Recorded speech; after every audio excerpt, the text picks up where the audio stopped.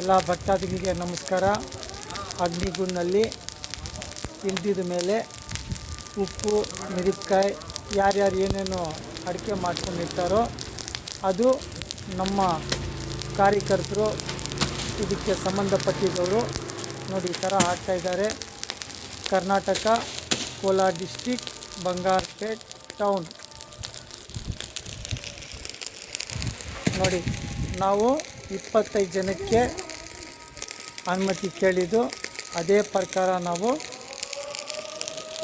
ದೇವ್ರ ಕೆಲಸ ಅಗ್ನಿಗುಂಡು ಮಾಡಿದ್ದೀರಿ.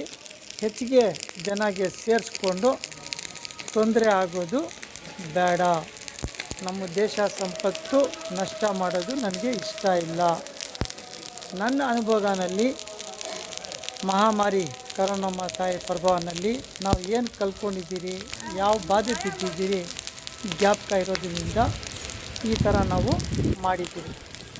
ನೋಡಿ, ಅಗ್ನಿಗುಂಡಿನಲ್ಲಿ ಇಳಿದಿದ್ದಾಯಿತು. ದೇವರ ದಯ ಎಲ್ಲ ಒಳ್ಳೆಯದಾಗಿದೆ.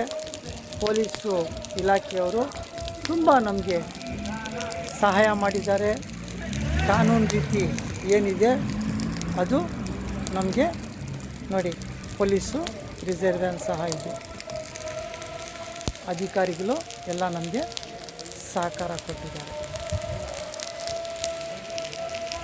ಎಲ್ಲ ಭಕ್ತಾದಿಗಳಿಗೆ ಧನ್ಯವಾದಗಳು. ನಮಗೆ ಸಹಕಾರ ಕೊಟ್ಟಿದ್ದಕ್ಕೆ ಎಲ್ಲ ಅಧಿಕಾರಿಗಳಿಗೆ ಧನ್ಯವಾದಗಳು.